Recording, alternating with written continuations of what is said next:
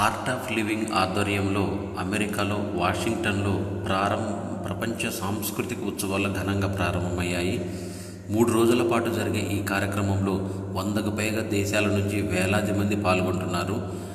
కని విని ఎరుగని స్థాయిలో 17,000 మంది కళాకారులు ఈ వేడుకలు ప్రదర్శనిస్తారని నిర్వాహకులు తెలిపారు. మన చుట్టుపక్కల విభేదాలు తీవ్రం కావడం, ప్రతికూల భావనలు, మానసిక ఆరోగ్య సవాళ్లు నెలకొన్న పరిస్థితుల తరుణంలో ఈ సాంస్కృతిక వేడుకలను నిర్వహించడం సంతోషదాయకమని గురుదేవ్ శ్రీ రవిశంకర్ పేర్కొన్నారు. 60,000 మందికి పైగా రిజిస్టర్ చేసుకున్నారని ఆర్ట్ ఆఫ్ లివింగ్ ఫౌండేషన్ అధికార ప్రతినిధి కుశాల్ చోక్సీ తెలిపారు. భారత్కు చెందిన 700 మంది సంప్రదాయ నృత్య కళాకారులు, 100 మంది ఉక్రెయిన్ డ్యాన్సర్లతో కలిసి ప్రదర్శన ఇవ్వనున్నారు. మహిళా బిల్లుకు రాష్ట్రపతి ఆమోదం. 3 దశాబ్దాల నిరీక్షణకు తెర. జనగణన డీలిమిటేషన్ తర్వాతనే అమల్లోకి. కేంద్ర ప్రభుత్వం ప్రతిష్టాత్మకంగా తీసుకొచ్చిన మహిళా రిజర్వేషన్ బిల్లును రాష్ట్రపతి ఆమోదం పొందింది. ఇప్పటికే లోక్సభ, రాజ్యసభలో ఆమోదం పొందిన ఈ బిల్లు తాజాగా రాష్ట్రపతి ద్రౌపది ముర్ము ఆమోదించారు. దీంతో ఇది చట్టరూపం దాల్చింది. చట్టసభల్లో మహిళలకు 33% రిజర్వేషన్ కల్పించేందుకు ఉద్దేశించిన మహిళా బిల్లును నారీ శక్తి వందన్ అధినియం పేరుతో కేంద్ర న్యాయశాఖ మంత్రి అర్జున్ రామ్ మేఘ్వాల్ సెప్టెంబర్ 19న లోక్సభలో, సెప్టెంబర్ 21న రాజ్యసభలో ప్రవేశపెట్టిన విషయం తెలిసిందే. ఆ బిల్లును రాష్ట్రపతి తాజాగా ఆమోదించడంతో 3 దశాబ్దాల నిరీక్షణకు తెరపడినట్లయింది.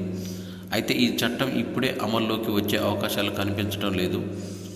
జనగణన డీలిమిటేషన్ తర్వాత ఈ చట్టాన్ని అమల్లోకి తీసుకురానున్నట్లు బిల్లుపై చర్చ సందర్భంగా ప్రధాని మోడీ లోక్సభలో తెలిపారు. మహిళా రిజర్వేషన్ బిల్లుకు సంబంధించి అసెంబ్లీల ఆమోదం అవసరం లేకుండానే చట్టరూపం. మహిళా రిజర్వేషన్ బిల్లు సగం రాష్ట్రాల అసెంబ్లీలు ఆమోదం తెలపాలన్న ప్రచారం ఇప్పటికేమీ అదేమీ అవసరం లేకుండానే రాష్ట్రపతి ఆమోద ముద్రతో అది చట్టరూపం సంతరించుకుంది. ఆర్టికల్ 368 రాజ్యాంగ సవరణ విధానాన్ని నిర్దేశిస్తుంది. దాని ప్రకారం కొన్ని రాజ్యాంగ సవరణలకి రాష్ట్ర అసెంబ్లీ ఆమోద ముద్ర అవసరమవుతుంది. అందులో రాష్ట్రపతి పదవికి నిర్వహించే ఎన్నికల్లో నిబంధనలు మార్చినప్పుడు, కేంద్రం లేదనే రాష్ట్ర ప్రభుత్వాల కార్యనిర్వాహక అధికారాల్లో మార్పులు చేసినప్పుడు, సుప్రీంకోర్టు, హైకోర్టుల అధికారాల పరిధులను మార్చినప్పుడు, కేంద్ర రాష్ట్ర ప్రభుత్వాల మధ్య ఉన్న శాసనాధికారాలు సభాపరిమితమైనప్పుడు, 7వ షెడ్యూల్లో ఉన్న కేంద్ర రాష్ట్ర ఉమ్మడి జాబితాల్లో మార్పులు చేసినప్పుడు, రాజ్యసభలో రాష్ట్రాల ప్రాతినిధ్యం మార్చినప్పుడు, ఆర్టికల్ 368ని సవరించినప్పుడు మాత్రమే 50% రాష్ట్రాల అసెంబ్లీలు ఆమోదం అవసరమవుతుంది. అయితే ప్రస్తుతం మహిళా రిజర్వేషన్ బిల్లు కారణంగా పైన పేర్కొన్న అంశాలు ప్రభావితం కాలేదు. కాబట్టి రాష్ట్రాల అసెంబ్లీ ఆమోదం అవసరం లేకపోయినా ఇందులో ఎస్సీ, ఎస్టీ మహిళలకు 3 వంతు రిజర్వేషన్లు కల్పిస్తూ నిబంధనను పొందుపరిచిన దానికి రాష్ట్రాల అసెంబ్లీ ఆమోదం అవసరం లేదని తెలిపింది. కేంద్ర ప్రభుత్వం 2029 నుంచి జమిలీ ఎన్నికలు, కొత్త ఫార్ములా రూపొందిస్తున్న లా కమిషన్. దాదాపుగా సార్వత్రిక ఎన్నికలు సమీపిస్తున్న వేళ జమిలీ ఎన్నికలపై దేశవ్యాప్తంగా తీవ్ర చర్చ జరుగుతుంది. అయితే లోక్సభతో పాటు అన్ని రాష్ట్రాల అసెంబ్లీలకు ఏకకాలంలో ఎన్నికలు నిర్వహించడం 2024లో సాధ్యం కాదని అభిప్రాయపడుతున్న లా కమిషన్ 2029 నుంచి దీనికి అమలు పరిచేందుకు ఓ ఫార్ములా రూపొందిస్తున్నట్లు తెలిపారు. లోక్సభ, అసెంబ్లీలతో పాటు స్థానిక సంస్థల 3 అంచెలకు ఒకేసారి ఎన్నికల నిర్వహణకు సంబంధించి మాజీ రాష్ట్రపతి రామ్నాథ్ కోవింద్ నేతృత్వంలో ఉన్నత స్థాయి కమిటీని కేంద్ర ప్రభుత్వం ఇటీవల ఏర్పాటు చేసింది. ఈ కమిటీ ఇప్పటికే కసరత్తు ప్రారంభించిన విషయం తెలిసిందే. అయితే ఈ నేపథ్యంలో స్థానిక సంస్థల ఎన్నికల నిర్వహణకు తన ఫార్ములాతో ఇమిడేలా చేయాల్సిందిగా లా కమిషన్ ప్రభుత్వం కోరే అవకాశం ఉంది. అయితే కేంద్ర ప్రభుత్వం తొలుత అప్పగించిన బాధ్యత లోక్సభ, అన్ని రాష్ట్రాల అసెంబ్లీలకు ఒకేసారి ఎన్నికల నిర్వహణకు సంబంధించి లా కమిషన్ నివేదిక వివిధ కారణాల వల్ల ఇంకా సిద్ధం కాలేదని సమాచారం. 2029లో దీనికి సాధ్యం చేసేందుకు గాను శాసనసభల గడువు సర్దుబాటు చేసుకోవడానికి సంబంధించి జస్టిస్ రితిరాజ్ అవస్థి నేతృత్వంలో ప్రస్తుతం లా కమిషన్ కొన్ని సూచనలు చేసే అవకాశం ఉంది. జాతీయ స్థాయిలో భారీగా పెరుగుతున్న విద్యుత్ వాహనాలు, కాలుష్యాన్ని అరికట్టి పర్యావరణ హితానికి తోడ్పడే విద్యుత్ వాహనాలు రిజిస్ట్రేషన్లు భారీగా పెరుగుతున్నాయి. దేశవ్యాప్తంగా రోజుకు 6.767 బ్యాటరీతో నడిచే వాహనాల రోడ్డెక్కుతున్నాయి. రాష్ట్రంలో ఈ సంఖ్య రోజుకు పెరుగుతుంది. జాతీయ స్థాయిలో విద్యుత్ ఆటోల సంఖ్య భారీగా పెరుగుతుంది. డీజిల్తో నడిచే ఆటోల సంఖ్యను విద్యుత్ ఆటోలుగా దాటేశాయి. ఈ ఏడాది ఏప్రిల్ 1 నుంచి ఆగస్టు 1 వరకు దేశవ్యాప్తంగా తెలంగాణ, మిజోరాం మినహా 5,72,654 ఆటోలు రిజిస్టర్ కాగా అందులో 3,114 అంటే 52.41% ఎలక్ట్రిక్ ఆటోలే కావడం గమనార్హం. లైఫ్ ట్యాక్స్ మినహాయింపు ముగింపుతో జాతీయ సగటుతో పోలిస్తే రాష్ట్రంలో విద్యుత్ ఆటోల సంఖ్య కాలుష్యం సమస్యను నివారించడానికి రిజిస్ట్రేషన్లు ఛార్జీల మినహాయింపు వసూళ్లను మించిపోతుంది. దీంతో ఆ ప్రభావం కనిపిస్తుంది. తెలంగాణ, ఆంధ్రప్రదేశ్ సహా కొద్ది రాష్ట్రాలు ఎలక్ట్రిక్ వాహనాలను ఇప్పుడు లైఫ్ ట్యాక్స్ వసూలు చేస్తున్నాయి. 2,000 నోట్ల మార్పిడికి నేడే చివరి రోజు. 2,000 నోట్ల మార్పిడి బ్యాంకుల్లో డిపాజిట్ ఆర్బీఐ విధించిన గడువు నేటితో తీరనుంది. ఈ వ్యవధిని అక్టోబర్ 31 వరకు పొడిగించే అవకాశాలున్నాయని రిజర్వ్ బ్యాంక్ ఆఫ్ ఇండియా ఆర్బీఐలోని ఉన్నత వర్గాలు చెబుతున్నాయి. అయితే 2,000 నోట్లను ఉపసంహరిస్తున్నట్లు ఈ ఏడాది మే 19న ఆర్బీఐ ప్రకటించింది. ఈ నోట్లను బ్యాంకుల్లో డిపాజిట్ లేదా మార్పిడి చేసుకోవాల్సిందిగా సూచించింది. ఇందుకోసం సెప్టెంబర్ 30ని చివరి తేదీగా ప్రకటించింది. ఈ నెల 1న ఆర్బీఐ విడుదల చేసిన ప్రకటనలో 93% 2,000 నోట్లు మార్కెట్ల నుంచి వెనక్కి వచ్చాయని తెలిపింది. వీటి విలువ 3.32 లక్షల కోట్లని తెలిపింది. ఆర్బీఐ విధించిన గడువు తీరుతున్న నేపథ్యంలో గడువు పెంచుతారా లేదా అన్నది ఇప్పుడు కీలకాంశంగా మారింది. కొన్ని బ్యాంకుల్లోకి 2,000 నోట్లు రావడం పూర్తిగా ఆగిపోయినట్లు బ్యాంకింగ్ వర్గాలు చెబుతున్నాయి. సిఈఏ అనే సంస్థ భారత ఆర్థిక వ్యవస్థపైన 2023-30 మధ్య సగటు వార్షిక వృద్ధి 6.5%గా సూచించింది. భారత ఆర్థిక వ్యవస్థ 2023 నుంచి 2030 మధ్య వార్షికంగా సగటు 6.5% వృద్ధిని నమోదు చేసుకునే అవకాశం ఉందని ఆ సంస్థ ముఖ్య ఆర్థిక సలహాదారు సిఈఏ వి అనంత నాగేశ్వర్ వెల్లడించారు. అంతర్జాతీయ ఆర్థిక వ్యవస్థ కొంతకాలంగా అనిశ్చిత సమస్యను ఎదుర్కొంటుంది. అంతర్జాతీయ సరఫరా వ్యవస్థలో భారత్ అనుసంధానం కావాలి. చైనా ప్లస్ వ్యూహంతో మరింత ఆకర్షణీయంగా గమ్యస్థానాన్ని అవతరించాలని ఇక్కడ జరిగిన ఒక కార్యక్రమంలో మాట్లాడుతూ తెలిపారు. భారత్ 2021-22లో 9.1%, 2022-23లో 7.2% వృద్ధిని నమోదు చేసిందని గుర్తు చేస్తూ ఈ ఏడాదితో పాటు ఈ దశాబ్దంలో మిగిలిన కాలానికి సగటు 6.5% వార్షిక వృద్ధిని అంచనా వేస్తుందని పేర్కొన్నారు.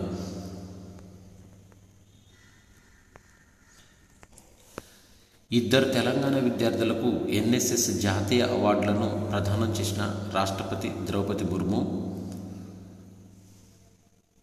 శుక్రవారం వివిధ రాష్ట్రాలకు చెందిన 41 మందికి అవార్డులు ప్రదానం చేశారు.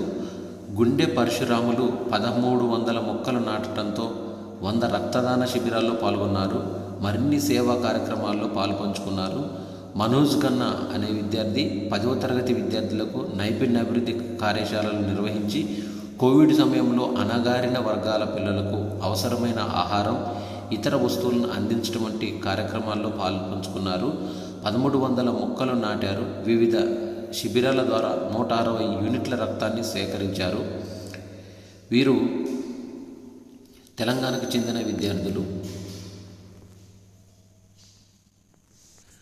తెలంగాణ రాష్ట్ర ముఖ్య ఎన్నికల అధికారి అయిన వికాస్ రాజ్ అందుబాటులోకి ఓటర్ సహాయ మిత్ర అనే చాట్బాట్ను ప్రారంభించారు.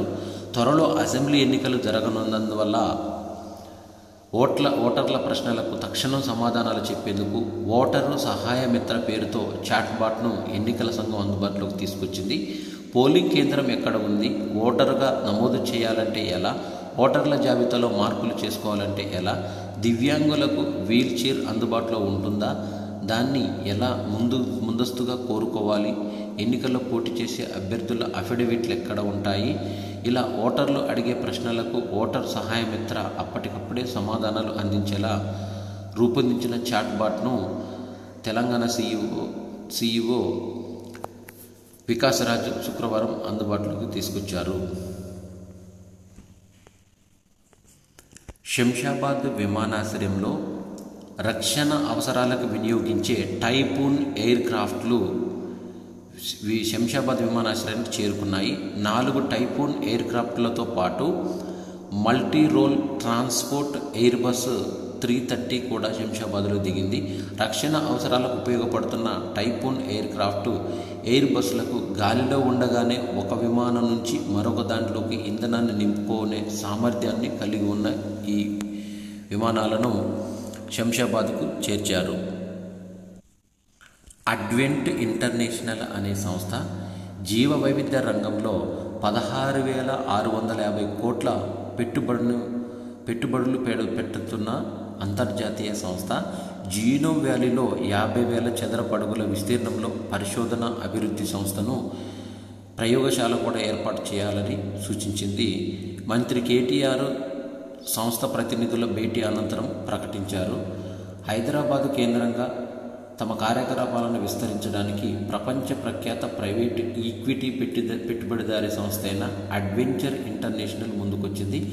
ఆసియా ఖండంలోనే జీవ వైవిధ్య రంగంలో ఇది అతి భారీ పెట్టుబడిగా పరిశ్రమగా పేర్కొన్నారు. ఈ కంపెనీలో అడ్వెంట్ ఇంటర్నేషనల్ సంస్థ దాదాపు 9,589 కోట్లు పెట్టుబడి పెట్టగా మిగతా మొత్తాన్ని తమ కోహెన్స్ ప్లాట్ఫామ్ కూడా ఇక్కడే మరిన్ని సంస్థలతో పెట్టుబడులు పెట్టాలని నిర్ణయించింది. తమ ఆర్ఏకెమ్ ఫార్మా, జెడ్సిఎల్ కెమికల్స్, ఆగ్రో ల్యాబొరేటరీ వంటి సంస్థలకు హైదరాబాదు కేంద్ర స్థానంగా స్థాపించారు. తెలంగాణ పాడి పరిశ్రమాభివృద్ధి సమాఖ్య విజయ డైరీ ఆధ్వర్యంలో రంగారెడ్డి జిల్లా రావిర్యాలలో 250 కోట్లతో నిర్మించిన మెగా డైరీని అక్టోబర్ 5న ప్రారంభిస్తున్నట్టు రాష్ట్ర పశుసంవర్ధక శాఖ మంత్రి తలసాని శ్రీనివాస్ యాదవ్ తెలిపారు. శుక్రవారం సచివాలయంలో విజయ డైరీ పాలక మండలి సమావేశం జరిగింది. డైరీ చైర్మన్ సోమ భరత్ కుమార్ గుప్తా, పశుసంవర్ధక శాఖ ప్రత్యేక ప్రధాన కార్యదర్శి అతం సిన్హా తదితరులు పాల్గొని 5వ తారీఖు నాడు ఈ మెగా డైరీని ప్రారంభించాలని సూచించారు. 42 ఎకరాల విస్తీర్ణంలో అత్యాధునిక నాణ్యత ప్రమాణాలతో రోజుకు 5 నుంచి 8 లక్షల లీటర్ల పాల సరఫరా సామర్థ్యం గల ప్లాంట్లను అందుబాటులోకి వస్తుందని ఈ సందర్భంగా తెలిపారు. మహిళా సంఘాలకు శిక్షణ ఇవ్వడంలో తెలంగాణ భేష్ అంటూ కేంద్రము రిసోర్స్ పర్సన్లు గుర్తించారు. మొబైల్ యాప్పై 3 రాష్ట్రాల్లో తర్ఫీదు ఇవ్వనున్నారు. స్వయం సహాయక సంఘాల కోసం సెల్ఫ్ హెల్ప్ గ్రూప్ పేరిట తెలంగాణ ప్రభుత్వం 2 ఏళ్ల క్రితం ఒక యాప్ను ప్రవేశపెట్టింది. దీనిపై అధ్యయనం చేసిన కేంద్ర ప్రభుత్వం దేశవ్యాప్తంగా మహిళా సంఘాలకు కార్యకలాపాల నిర్వహణకు ఆదాయ వ్యయాలు, నిధుల జమ, రుణాల వంటి వాటి కోసం లోకోస్ పేరిట కొత్త మొబైల్ యాప్ను ఏర్పాటు చేసింది. దీనిపైన శిక్షణ ఇచ్చేందుకు వరంగల్, ఖమ్మం, మహబూబ్ నగర్, కామారెడ్డి జిల్లాల నుంచి రిసోర్స్ పర్సన్లను ఎంపిక చేసింది. గత నెలలో ఈ బృందం ఒడిశా, మహారాష్ట్ర, ఛత్తీస్గఢ్లలో అక్కడి మహిళా సంఘాలకు శిక్షణ ఇచ్చింది. వరంగల్ మహిళా సమాఖ్య ఆధ్వర్యంలో ఎంపిక చేసిన 60 మందితో కూడిన మరో బృందం ఉత్తరప్రదేశ్లో 4 రోజుల పాటు శిక్షణ ఇవ్వనుంది. తెలంగాణలో తమ అనుభవాలను, నిర్వహణ సామర్థ్యాలను శిక్షణలో తెలియజేస్తున్నామని వరంగల్కు చెందిన రిసోర్స్ పర్సన్ తెలిపారు. ధాన్యం నింపే యంత్రాన్ని రూపొందించిన తెలంగాణ విద్యార్థి, పేటెంట్ హక్కును జారీ చేసిన భారత ప్రభుత్వం. రాజన్న సిరిసిల్ల వేములవాడ గ్రామీణ మండలం హన్మాజీపేటకు చెందిన విద్యార్థి మల్లారం అభిషేక్ రూపొందించిన ధాన్యం నింపే యంత్రాన్ని, ప్యాడీ ఫిల్లింగ్ మిషన్ను భారత ప్రభుత్వం పేటెంట్ హక్కు జారీ చేసింది. హన్మాజీపేట జిల్లా పరిషత్ ఉన్నత పాఠశాలలో 2019లో 8వ తరగతి చదివే సమయంలో అభిషేక్ ధాన్యాన్ని సంచుల్లో సులభంగా నింపే యంత్రాన్ని తయారు చేశారు. ఈ ఆవిష్కరణకు పలు రాష్ట్ర, జాతీయ స్థాయి పోటీల్లో బహుమతులు వచ్చాయి. ఈ యంత్రానికి అభిషేక్ తండ్రి లక్ష్మీరాజం పేరుపై పేటెంట్ హక్కులు కల్పిస్తూ ఇటీవల భారత ప్రభుత్వం పేటెంట్ హక్కు జారీ చేయడంతో తల్లిదండ్రులు, ఉపాధ్యాయులు హర్షం వ్యక్తం చేశారు. ప్రస్తుతం బీటెక్ చదువుతున్న అభిషేక్ జపాన్లో జరగనున్న అంతర్జాతీయ సదస్సుకు ఎంపికయ్యారు. ఉమ్మడి కరీంనగర్ జిల్లా నేటి జగిత్యాల జిల్లాకు చెందిన కవి అలిశెట్టి ప్రభాకర్ తన కుటుంబానికి తెలంగాణ ప్రభుత్వము 2 పడకల గదుల ఇల్లును మంజూరు చేసింది. అలిశెట్టి ప్రభాకర్ చిత్రకారుడిగా, ఫోటోగ్రాఫర్గా సమాజం కోసం నిరంతరం శ్రమించిన కవిగా గుర్తింపు పొందారు. అయితే అలిశెట్టి భార్య పిల్లలు పేదరికంలో మగ్గుతున్నారని, భార్య భాగ్యమ్మ అనారోగ్యంతో బాధపడుతున్నారని తెలుసుకున్న తెలంగాణ రాష్ట్ర సీఎం కేసీఆర్ వారి కుటుంబానికి అవసరమైన సహాయ సహకారాలు అందించాలని మంత్రి కేటీఆర్ ఆదేశించారు. ఈ ఆదేశాల మేరకు హైదరాబాద్ జిల్లా కలెక్టర్ ఆసిఫ్ నగర్లోని జియాగూడలో నిర్మించిన 2 పడక గదుల ఇళ్లను సముదాయంలో ఓ ఇంటికి ప్రభాకర్ భార్య భాగ్యమ్మ పేరుతో కేటాయిస్తూ ఉత్తర్వులు జారీ చేశారు. Press trust of India PTI నూతన చైర్మన్గా సీనియర్ జర్నలిస్టు కేఎన్ శాంతకుమార్ ఎన్నికయ్యారు. ఢిల్లీలో పీటీఐ ప్రధాన కార్యాలయంలో జరిగిన వార్షిక సర్వసభ్య సమావేశం అనంతరం డైరెక్టర్ల బోర్డు సమావేశంలో ఈ ఎన్నిక జరిగింది. ప్రస్తుతము డెక్కన్ హెరాల్డ్ ఆంగ్ల పత్రిక ప్రచురితమయ్యేది ది ప్రింటర్స్ మైసూర్ ప్రైవేట్ లిమిటెడ్కు డైరెక్టర్గా వ్యవహరిస్తున్న శాంతకుమార్ గతంలో 2013 నుంచి 14 సంవత్సరంలో పీటీఐ చైర్మన్గా పనిచేశారు. పత్రికా రంగంలో 30 సంవత్సరాలు వివిధ హోదాల్లో సేవలందించారు. మరోవైపు పీటీఐ వైస్ చైర్మన్గా హిందుస్థాన్ టైమ్స్ సీఈఓ ప్రవీణ్ సోమేశ్వర్ ఎన్నికయ్యారు. ఈయన గతంలో అనేక వ్యాపార సంస్థలకు నాయకత్వం వహించారు. శాంతకుమార్, ప్రవీణ్ సోమేశ్వర్లు ఏడాది పాటు ఈ పదవుల్లో కొనసాగుతారు. పీటీఐ నూతన చైర్మన్ కేఎన్ శాంతకుమార్. వాగ్నర్కు కొత్త అధిపతిగా ట్రోషెవ్. కాంట్రాక్టు సేవ వాగ్నర్ గ్రూప్ అధిపతి ప్రిగోజిన్ అనుమానాస్పద మృతి అనంతరం ఆ కిరాయి దళ బాధ్యతను వాగ్నర్ దళపతుల్లో ముఖ్యుడైన ఆండ్రీ ట్రోషెవ్కు రష్యా అధినేత పుతిన్ అప్పగించారు. రష్యా సైన్యంలో గతంలో అధికారిగా ఉన్న ట్రోషెవ్ 2014 నుంచి వాగ్నర్ గ్రూపులో ప్రధాన పాత్ర పోషిస్తున్నాడు. వాగ్నర్ ఎగ్జిక్యూటివ్ డైరెక్టర్ హోదాలో సిరియాలో పోరాట కార్యక్రమాలలో పర్యవేక్షించారు. ఆయనపై ఐరోపా సమక్ష ఆంక్షలు విధించి కూడా ఇక నుంచి ఉక్రెయిన్లో పోరాటం కొనసాగించే వాగ్నర్ గ్రూపు దళాలకు నాయకత్వం వహించాల్సిందిగా ట్రోషెవ్ను పుతిన్ కోరినట్లు శుక్రవారం అధికార వర్గాలు తెలిపాయి. ఇక ఆసియా క్రీడలకు సంబంధించి 6 స్వర్ణాలు సహా 18 పతకాలను సాధించారు. పాలక్ ఇషాలకు డబుల్, పురుషుల జట్టుకు రికార్డు పసిడి. ఈ ఏడాది ఒలింపిక్స్లో రాబోతుండగా గట్టి పోటీ ఆసియా క్రీడల్లో భారత షూటర్లు అత్యద్భుతమైన ప్రదర్శన చేశారు. క్రీడల చరిత్రలోనే భారత్కు షూటింగ్లో అత్యధిక పతకాలు అందించి తమపై అంచనాలను భారీగా పెంచారు. 2006 ఏషియన్ షూటింగ్లో భారత్ 14 పతకాలు సాధిస్తే ఈసారి ఇంకా కొన్ని ఈవెంట్లు మిగిలుండగా శుక్రవారానికి పతకాలు లెక్క 18కి చేరిపోయింది. పసిడి పతకాల్లోనూ రికార్డు నమోదైంది. యువ షూటర్ పాలక్ గులియా వ్యక్తిగత స్వర్ణంతో పాటు టీం రజతం కూడా సొంతం చేసుకోవడం విశేషం. హైదరాబాద్ అమ్మాయి ఇషా సింగ్ హాంగ్జోలో తన పతకాల సంఖ్యను 4 పెంచుకుంది. పురుషుల 50 మీటర్ల రైఫిల్ 3 పొజిషన్ ఈవెంట్స్లో భారత బృందం ప్రపంచ రికార్డు స్కోరును పసిడి సాధించడం విశేషం. 4 పతకాలు నెగ్గారు. ఈ క్రీడల్లో ఇషా సింగ్, ఐశ్వర్య ప్రతాప్ సాధించిన పతకాలు: ఈషా 1 స్వర్ణం 3 రజతాలు నెగ్గగా ఐశ్వర్య 2 పసిడి పతకాలను 1 రజతాన్ని కాంస్యం గెలిచారు. స్క్వాష్ ఫైనల్లో పురుషుల జట్టు అమ్మాయిలకు కాంస్యం దక్కింది. సాకేత్ జోడీకి తెలుగు కుర్రాడు సాకేత్ మైనేని ఆసియా క్రీడల్లో 3వ పతకం సాధించాడు. టెన్నిస్ పురుషుల డబుల్స్లో అతడు రామ్ కుమార్ రామనాథన్తో కలిసి రన్నరప్గా నిలిచి రజత పతకం అందుకున్నారు. బ్యాడ్మింటన్ టీం విభాగంలో భారత పురుషుల జట్టు చారిత్రాత్మక విజయం సాధించింది. క్వార్టర్ ఫైనల్లో 3-0తో నేపాల్ను చిత్తు చేసి 37 సుదీర్ఘ విరామం తర్వాత ఆసియా క్రీడల్లో పతకాన్ని ఖరారు చేసుకుంది. ఈ పోరులో మొదట లక్ష్య సేన్ 21-5, 21-8తో ప్రిన్స్ దహాల్ను ఓడించగా ఆ తర్వాత కిదాంబి శ్రీకాంత్ 21-4, 21-13తో సునీల్ జోషిపైన నెగ్గాడు. ఆసియా క్రీడల అథ్లెటిక్స్లో భారత్ బోని కొట్టింది. మహిళల షాట్ పుట్లో కిరణ్ బలియాన్ అథ్లెటిక్స్ పోటీలో తొలి రోజు కాంస్యం సాధించింది. ఆమె 17.36 మీటర్ల దూరంలో గుండును విసిరి 3వ స్థానంలో నిలిచింది. 72 ఏళ్లలో ఆసియా క్రీడల షాట్ పుట్ పథకం నెగ్గిన తొలి భారతీయ మహిళ కిరణ్ బలియాన్.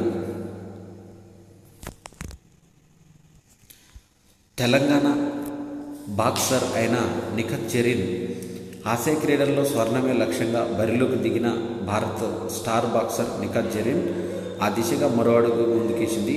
దూకుడుగా కొనసాగిస్తూ ఈ తెలంగాణ అమ్మాయి సెమీఫైనల్లో దూసుకు వెళ్లే పథకం ఖాయం చేసింది. 50 కేజీల క్వార్టర్ ఫైనల్లో ప్రపంచ ఛాంపియన్ నిఖత్ నాసర్ హసన్ జోర్డాన్ను చిత్తు చేసింది. ఆరంభం నుంచి అటాకింగ్ గేమ్ ఆడిన జరీన్ ప్రత్యర్థిపై ఆధిపత్యాన్ని చెలాయించింది. ఇక పథకాల పట్టీలో ఒకసారి చూస్తే చైనా 105 స్వర్ణాలు, 63 రజతాలు, 32 కాంస్యాలు, మొత్తం 200 పథకాలతో ఆసియా క్రీడల్లో ఫస్ట్ ప్లేస్ సాధించింది. జపాన్ 27 స్వర్ణాలు, 35 రజతాలు, 37 కాంస్యాలతో 99 పథకాలతో జపాన్ 2వ ప్లేస్లో కొనసాగుతుంది. దక్షిణ కొరియా 26 స్వర్ణాలు, 28 రజతాలు, 48 కాంస్యాలు, మొత్తం 102 పథకాలతో 3వ స్థానంలో కొనసాగుతుంది. భారత్ 8 స్వర్ణాలు, 12 రజతాలు, 13 కాంస్యాలు, మొత్తం 33 పథకాలతో లిస్టులో 4వ ప్లేస్లో ఉంది. థాయిలాండ్ 8 స్వర్ణాలు, 3 రజతాలు, 9 కాంస్యాలు, మొత్తం 20 పథకాలతో 5th ప్లేస్లో ఉంది. ఉజ్బెకిస్తాన్ 7 స్వర్ణాలు, 10 రజతాలు, 15 కాంస్యాలు, మొత్తం 32 పథకాలతో 6th ప్లేస్లో ఉంది. ఇవి సెప్టెంబర్ 30కి సంబంధించిన current affairs. Thanks for watching.